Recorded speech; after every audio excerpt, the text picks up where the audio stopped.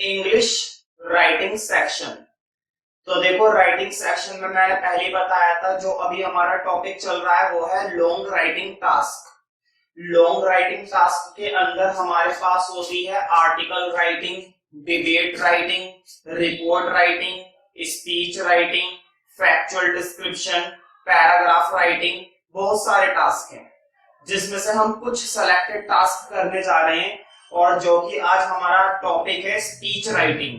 तुम देख सकते हो अपने नोट के अंदर ब्रैकेट में मार्क्स लिखे हुए हैं 6 to 10 मार्क्स। इसका मतलब ये हुआ कि स्पीच राइटिंग की जो वेटेज है वो फिक्स नहीं है मार्क्स की, ठीक है। अलग अलग क्लासेस में अलग अलग मार्क्स की स्पीच आती है। और देखो मैंने जो वर्ड की लिमिट लिख रखी है, वर्ड की लिमिट भी क्या है, 150 से 200 शब्दों की। अगर पेपर में लिखी हुई आती है कि डिबेट लिखी है या स्पीच लिखी है 180 शब्दों की, तो ये बात मैंने तुम्हें हर एक टॉपिक में रिपीट करी है। मुद्दे की बात ये नहीं होती है कि तुम भर भर के लिख कर आए हो इंग्लिश में। राइटिंग सेक्शन के अंदर जो मार्क्स मिलते हैं वो इस बात पर नहीं मिलते कि तुम कितना ज्यादा लिख कर आए हो, मार्क्स मिलते हैं कि तुम कितना सही लिख कर आए हो। अगर तुम 100 शब्द भी बहुत ही अच्छे से और बढ़िया ग्रामर के साथ लिख कर आए होंगे तो तुम्हें उसके अंदर भी बहुत ही अच्छे मार्क्स मिल जाएंगे, और हो सकता है फुल मार्क्स मिल जाए। लेकिन अगर तुम 200 शब्द लिख कर आए और 200 शब्दों में से 50 शब्द तो गलत ही निकल गए, तो शायद तुम्हें फुल मार्क्स भी ना मिल पाए। तो मेरा कहने का मतलब जो है वो तुम समझ रहे होंगे कि मैं क्या कहना चाहता हूँ। तो मुद्दे की बात ये है कि तुम भर भर कर लिख कर आओ, 2 पेज का लिख कर आओ, पूरे 1.5 पेज का लिख कर आओ या 1 पेज का लिख कर आओ। 100 शब्द भी ढंग से लिख लोगे तो उसमें भी टीचर क्या हो जाएगा, खुश, है ना। तो वर्ड लिमिट इसलिए होती है ताकि तुम्हें रफ आइडिया मिल जाए कि तुम्हें कितना करना है, ना कि वर्ड लिमिट इसलिए होती है कि तुम्हें इतना ही करना है, ठीक है, समझ रहे हो ना। तो देखो बहुत ही बढ़िया टॉपिक है। तुमने देखा होगा 9th और 10th के अंदर सीसी पैटर्न होता था, बोर्ड नहीं होता था, ठीक है।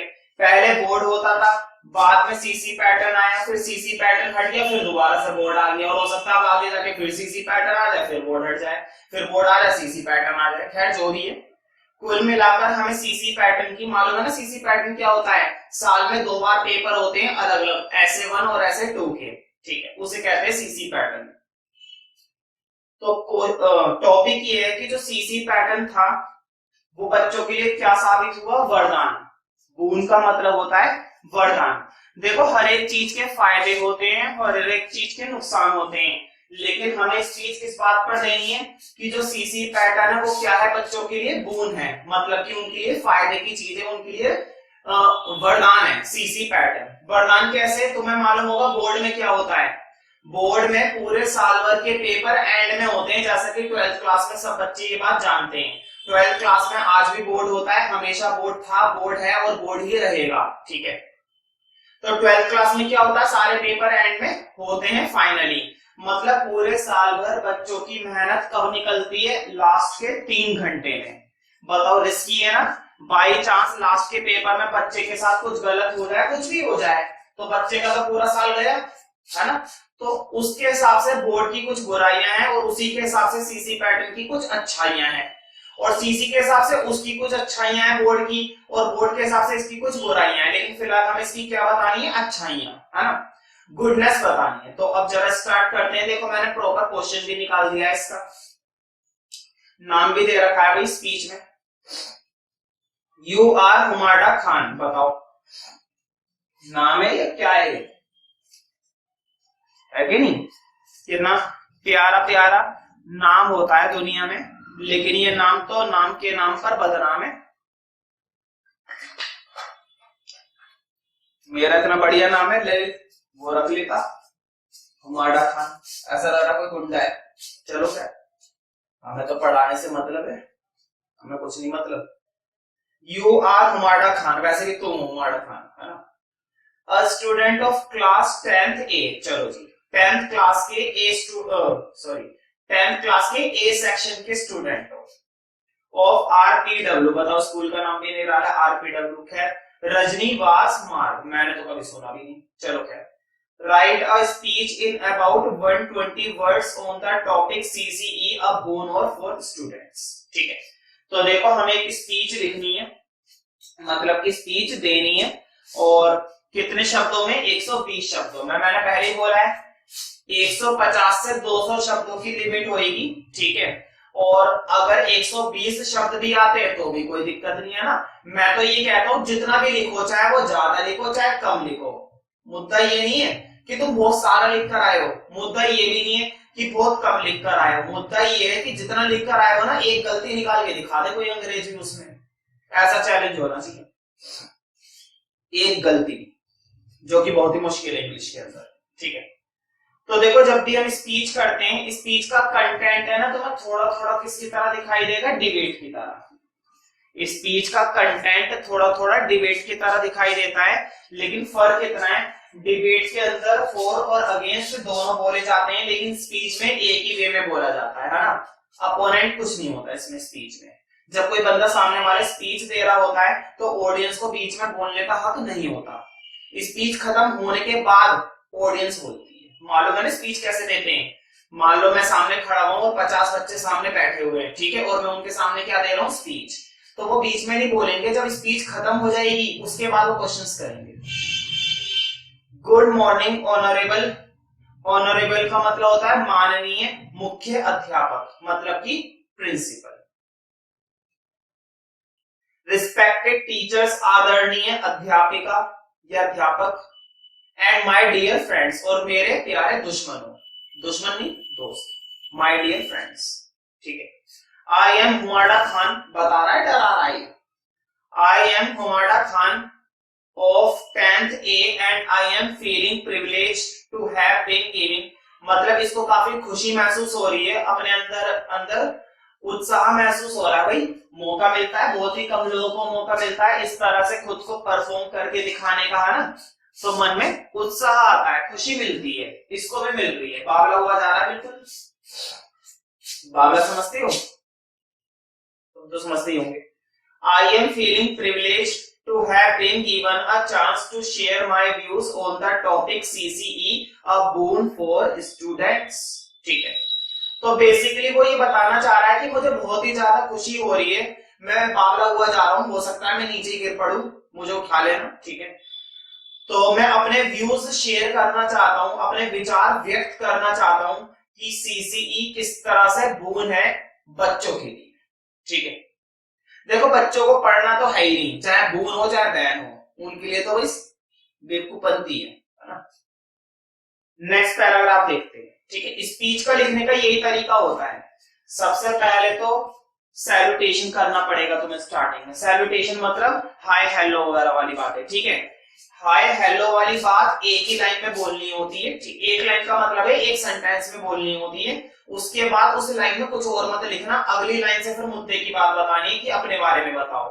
स्पीच जो देता है बंदा, एक अकेला बंदा देता है लोगों के सामने खड़ा होकर, ठीक है। और स्पीच के अंदर अपने बारे में बताना बहुत जरूरी है, तो अगली लाइन में तुम्हें अपने बारे में बताना है। अपने बारे में उतनी डिटेल बतानी है जितनी जरूरी है, ये नहीं कि सब कुछ बताते चले जाओ, समझ रहे हो ना। उसके बाद आगे की बात स्टार्ट करनी है। जैसे कि देखो अब इसने पहली लाइन में तो बताया वो गुड मॉर्निंग वगैरह, है ना, और फिर बताया इसने मैं कौन हूं, कहां से आया हूं, इंसान का बच्चा हूं, शैतान का बच्चा हूं, ठीक है। फिर मुद्दे की बात पर आया है। I often wonder why CBSE felt the need to introduce continuous and comprehensive evaluation system in class 9 and class 10। मतलब ये शुरू से ये चाहता था कि जो सीबीएसई है वो कुछ ऐसा लेकर आए, जैसे कि देखो इसने सीसी पैटर्न की फुल फॉर्म बताई है। सीसी की फुल फॉर्म यही होती है, continuous and comprehensive evaluation, CCE. CCE शायद तुम लोगों को मालूम ना हो, सीसी पैटर्न की फुल फॉर्म यही होती थी और यही होती है, ठीक है। तो ये भी चाहता था कि सीबीएसई कुछ ना कुछ ऐसा इंट्रोड्यूस करे, कुछ ऐसा सिस्टम लेकर आए जिससे बच्चों का बर्डन क्या हो जाए, कम हो जाए। पहले क्या होता था, पूरे साल भर का बर्डन एक 3 घंटे के पेपर में निकलता था मार्च में। अब क्या होता है, पूरे साल भर की सारी परेशानी 2 हिस्सों में डिवाइड हो जाती है 5-5 महीने के गैप में। अच्छा है वैसे। तो क्लास, तुम्हें मालूम है ये पैटर्न सिर्फ क्लास 9 और क्लास 10 के लिए था, ठीक है। और हो सकता है आगे जाके फिर से ऐसा कुछ पैटर्न आ जाए, है ना। खैर कुल मिलाकर छोड़ो, था या नहीं था ना, तो 9th और 10th के लिए था, 11th 12th के लिए नहीं था। When I look back, I find the old system to be strange. जब ये पहले का सिस्टम देखता है, मतलब पहले जब बोर्ड होता था, तो इसे काफी अजीब लगता था कि पूरे साल भर की मेहनत सिर्फ 3 घंटे के बलबूते पर साबित की जा सकती थी। पूरे साल भर की मेहनत 3 घंटे के आधार पर, बताओ, तो गलत है ना ये? तो आगे देखते हैं। इफ अनफॉर्चुनेटली समथिंग रॉन्ग, अगर दुर्भाग्यवश, अनफॉर्चुनेटली का मतलब होता है बदकिस्मत से, ठीक है, या फिर दुर्भाग्यवश, अगर दुर्भाग्यवश कुछ ऐसा गलत हो जाता है बिफोर और ड्यूरिंग द एग्जाम, एग्जाम के दौरान या एग्जाम से पहले, मान लो बच्चा स्कूल जा रहा था, सुबह सुबह पेपर की तैयारी करी और रास्ते में उसका हो गया काम, काम समझते हो ना, निबट गया।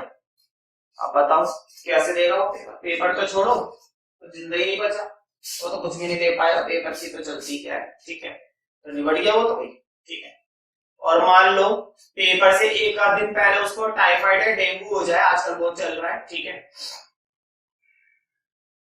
ट्रेंड में है, तो कैसे देगा पेपर? गई उसकी मेहनत, है ना। तो दिक्कत हो जाती थी, मतलब पूरे 3 साल की मेहनत, सॉरी पूरे 1 साल की मेहनत 3 घंटे के पेपर में खत्म करना बड़ा मुश्किल काम था, ठीक है। थैंक्स टू सीसी, सॉरी एक लाइन छूट गई, the whole year hard work was wasted, तो पूरे साल भर की मेहनत उसकी वेस्ट हो जाती थी। हालांकि बच्चे कुछ खास मेहनत करते नहीं है, लेकिन मैं उनकी बात कर रहा हूं जो मेहनत करते हैं। थैंक्स टू सीसी, अब ये इसका शुक्रिया अदा कर रहा है, भाई करना भी चाहिए। Thanks to CC, now the students get a chance to get evaluated all around the year, अब उन्हें मौका मिलता है अपनी उस परफॉर्मेंस को पूरे साल भर इवैल्यूएट करने का, मापने का। उन्हें समय समय पर पता चलता रहता है कि उनकी परफॉर्मेंस कैसे हो रही है, क्योंकि तुम्हें मालूम है इसके अंदर फॉर्मेटिव असेसमेंट होता है, समेटिव असेसमेंट होता है, तो पूरे साल भर उनके टेस्ट चलते रहते हैं, पेपर चलते रहते हैं, उन्हें पता चलता रहता है कि हम कितनी मेहनत कर रहे हैं। The best part of the system, इस सिस्टम की एक सबसे बड़ी खासियत है, is that the students are free from the terror and tension of the board examination. उन्हें बोर्ड के डर से छुटकारा मिल गया। बोर्ड का जो आतंक होता है, जो तनाव होता है दिमाग में, उनके दिमाग में ये बैठा रहता है यार इस साल बोर्ड है, इस साल बोर्ड है, उस साल बोर्ड है, अब उन्हें कोई टेंशन नहीं है। Although there are few who criticize the new system for different reasons, ये कह रहा है हालांकि बहुत से ऐसे हैं जो क्रिटिसाइज कर रहे हैं। क्रिटिसाइज का मतलब होता है अवहेलना करना, क्रिटिसाइज का मतलब होता है आलोचना करना, क्रिटिसाइज का मतलब होता है किसी के खिलाफ बोलना। तुम्हें मालूम ही होगी ये बात, जब सीसी पैटर्न था तो कुछ लोग इसकी निंदा करते थे और कुछ लोग इसका फेवर करते थे। ये तो हर जगह होता है, हर एक चीज में होता है, कुछ फेवर होते हैं तो कुछ अनफेवर होते हैं, ठीक है। तो ये कह रहा है कि बहुत से ऐसे हैं जो क्रिटिसाइज करते हैं इस नए सिस्टम को अलग अलग कारणों से, but those points of criticism would be remove, लेकिन जितने भी आलोचना वाले बिंदु हैं, जितनी भी बातें हैं, अगर उनको हम रिमूव कर दें नियर फ्यूचर, आने वाले समय में, hence we should welcome the new system, और इसलिए हमें इस नए सिस्टम का क्या करना चाहिए? स्वागत करना चाहिए। मतलब जितनी भी अगर गलत बातें भी हैं, अगर किसी को कुछ गलत लग भी रहा है इस सिस्टम के अंदर, और अगर उसको रिमूव कर दिया जाए तो इस सिस्टम के अंदर सिर्फ अच्छा ही अच्छा रहेगा और सबका फायदा रहेगा, ठीक है। तो स्पीच के बाद एंड में तुम्हें थैंक यू जरूर लिखना पड़ता है। क्या लिखना पड़ता है? Thank you.